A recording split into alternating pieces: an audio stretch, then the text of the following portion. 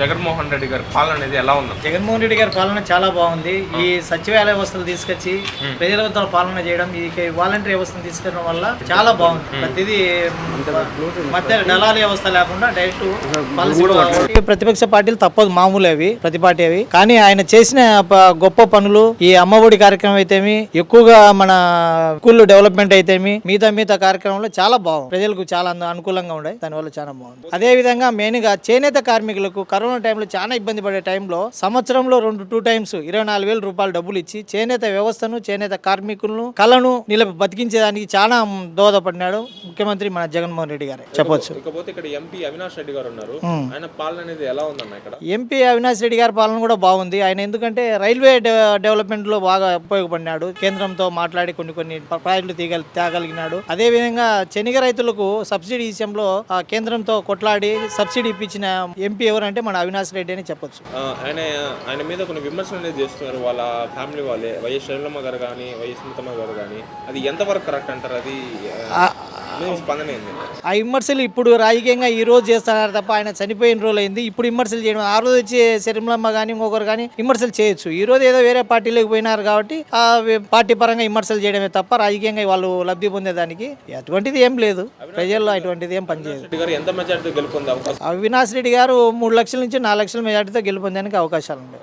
ఇకపోతే ఇక్కడ ఎమ్మెల్యే రాజమౌళి గారు ఉన్నారు. ఆయన పాలన అనేది ఎలా ఉందండి? ఇక్కడ ఎమ్మెల్యే రాజమౌళి ప్రసాద్ గారి పాలన చాలా బాగుంది. ఎందుకంటే ఆయన చాలా ఫస్ట్ నుంచి కూడా బీద పరిస్థితి నుంచి వచ్చిన వ్యక్తి, బీదోళ్ళు అంటే ఏం తెలిసిన వ్యక్తి. ఎవరైనా తన దగ్గరకు వచ్చి అడిగిన వెంటనే తనకున్న తోచినంత సాయం చేసే వ్యక్తి. కానీ అందువల్ల ఆయనకు చాలా మంచి పేరు ఉంది. అదే కాకుండా బీసీలను కూడా ఎక్కువ హక్కును చేసుకుని బీసీలకు ఎక్కువ పదవులు ఇచ్చి వాళ్ళని దగ్గర చేసుకోవడం వల్ల బీసీలు అయితే ఈరోజు చేనేత కార్మికులంతా 70% ఆయన వెంట నడిచేదానికి సిద్ధంగా ఉన్నారు. ఆయన 30 నుంచి 40,000 మెజార్టీతో గెలుపొందేందుకు అవకాశం. పాలన అనేది ఎలా ఉందన్న? వైఎస్ జగన్మోహన్ రెడ్డి గారి పాలన గురించి చాలా బాగుంది. దాని నుంచి చెప్పాల్సిన అవసరం అయితే లేదు. అభివృద్ధి అనేది ఎలా ఉంది? అభివృద్ధి టీడీపీ వాళ్ళని అడిగినా కూడా చెప్తారు అభివృద్ధి ఏం చేసినాడు, ఏమి జగన్మోహన్ రెడ్డి ఏ విధంగా అనేది. ఇకపోతే ఇక్కడ ఎంపీ అవినాష్ రెడ్డి గారు పోటీ చేస్తున్నారన్న.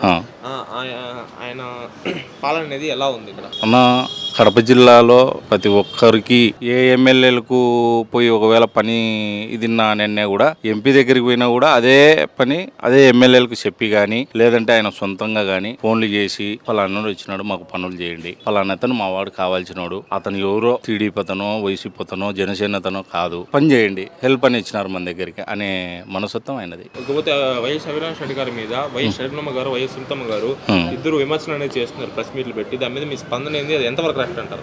ఈ ప్రెస్ మీట్లు పెట్టి వాళ్ళు అయితే చెప్పుకోవడంలో అయితే 100% అబద్ధాలే. ఈయన మీద ఏందో బురద జల్లాలా, ఇతన్ని వాంటెడ్ గా పులివెందలకు దూరం చేయాలా, ఇతని ఎంపీకి ఉండద్దు, మేమే ఉండాలా, మేమే చేయాలా, ఇవన్నీ ఆరోపణలే. ఇకపోతే ఇక్కడ ఎమ్మెల్యే రాజమౌళి గారు ఉన్నారన్న.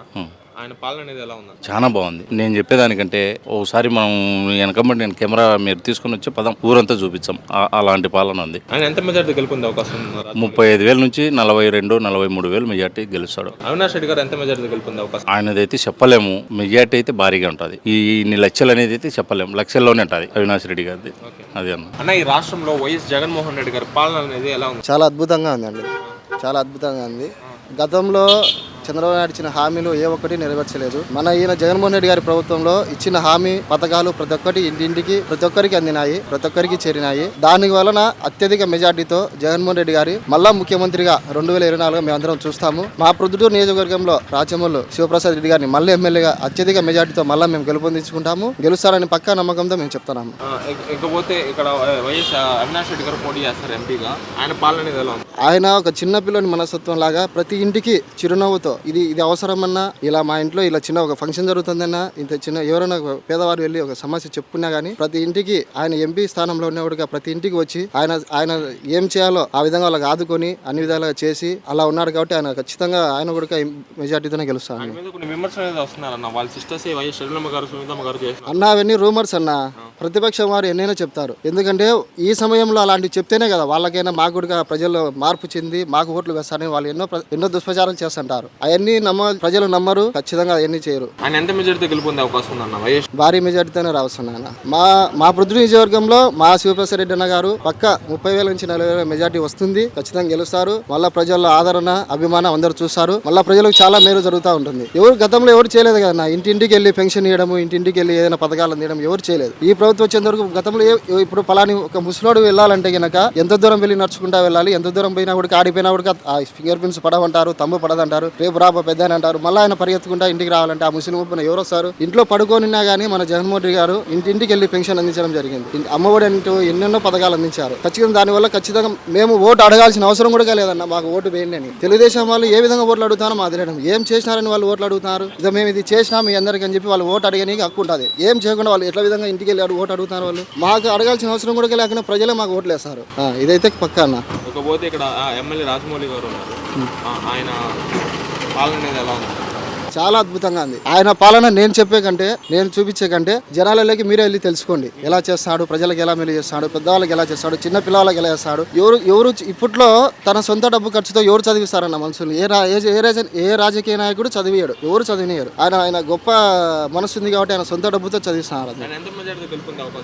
30,000 నుంచి 45,000 మెజార్టీ ఖచ్చితంగా వస్తుందన్న. ఇది పక్కా పొద్దు నుంచి నేనే కాదు మా ప్రజలందరూ ఇదే తినిపిస్తారు పొద్దుట్లో. ఎందుకంటే మేము ఇంటింటికి వెళ్ళి ఓట్లు అడగాల్సిన అవసరం కూడా లేదు. ఎందుకంటే ఇంటింటికి ఆల్రెడీ మేము పథకాలు అందజేసినారు మా ప్రభుత్వంలో. ఇంటింటికి వెళ్ళి అన్ని విధాలుగా డబ్బు సాయం అయితే ఏదైతే అన్నీ చేసినాడు ఆయన. దానివల్ల పక్కా మెజార్టీతో ఆయన ఖచ్చితంగా గెలుస్తాడు.